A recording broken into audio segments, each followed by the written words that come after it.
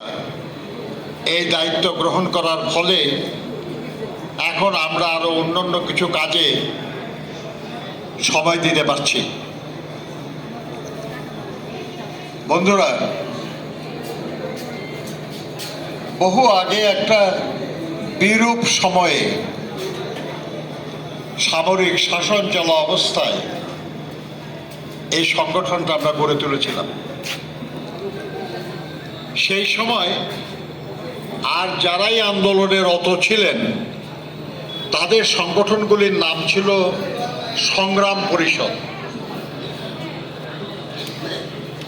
আমরা অত্যন্ত সচেতনভাবেই জাতীয় যে সংগঠনটা গড়ে তুলেছিলাম তার নাম দিয়েছিলাম ঐক্য পরিষদ। মানেটা এই ছিল না যে আমরা সংগ্রাম করতে চাইনি, এর অর্থ এই ছিল যে আমরা এই সংগ্রামটাকে একটা প্রাতিষ্ঠানিক রূপ দিতে চেয়েছিলাম।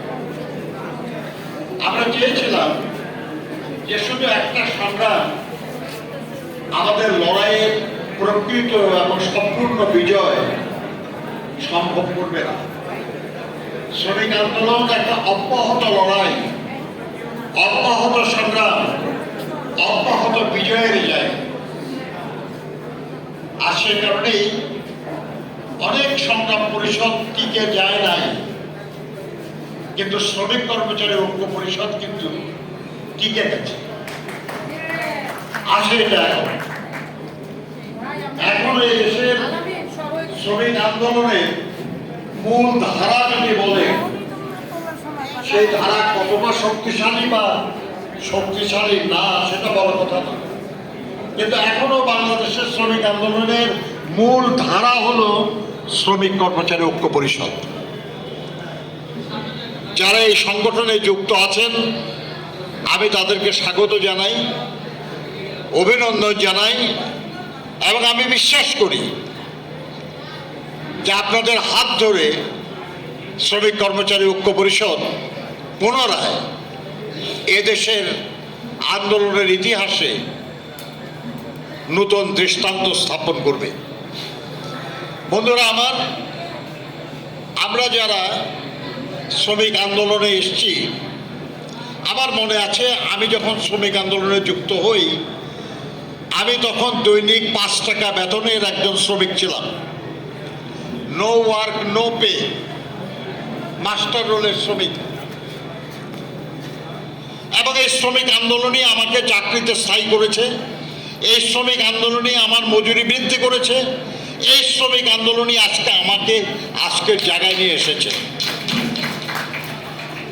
কাজে আমি বিশ্বাস করি যে এই শ্রমিক আন্দোলন আমাদেরকে অভিষ্টে নিতে পারে, শুধু যদি আমরা এই আন্দোলনটাকে সমৃদ্ধ করার জন্য আমাদের সর্বশক্তি দিয়ে চেষ্টা করি। বন্ধুরা, এই শ্রমিক কর্মচারী ঐক্য পরিষদের অত্যন্ত সমৃদ্ধ ইতিহাস আছে। এই সংগঠনে যারা কাজ করেছেন তাদের নাম বাদ দিয়ে বাংলাদেশের শ্রমিক আন্দোলনের ইতিহাস লেখা যাবে না। এমন সব গুরুত্বপূর্ণ জাতীয় শ্রমিক নেতৃবৃন্দ এই শ্রমিক কর্মচারী ঐক্য পরিষদের সঙ্গে কাজ করেছেন। অনেকেই বেঁচে নাই, কিন্তু বাংলাদেশের শ্রমিক আন্দোলনের ইতিহাস তাদেরকে বাদ দিয়ে হবে না। কাজে আপনারা একটা গর্বিত ঐতিহ্য ধারণ করছেন। আমি অনেক সময় বলি, সংগঠনে বলেন, রাজনীতিতে বলেন, সবখানে, যে আপনার যদি লজ্জিত হওয়ার কারণ না থাকে, আপনার যদি গর্বিত হওয়ার কারণ থাকে, তাহলে আপনার তো নিজেকে দুর্বল ভাবার কোনো কারণ নেই। শ্রমিক কর্মচারী ঐক্য পরিষদের নেতা কর্মী যারাই আছেন তাদের তো গর্বিত হওয়ার অনেক কারণ আছে। ওই কারণগুলিকে ধারণ করে সামনের দিকে এগিয়ে যেতে হবে।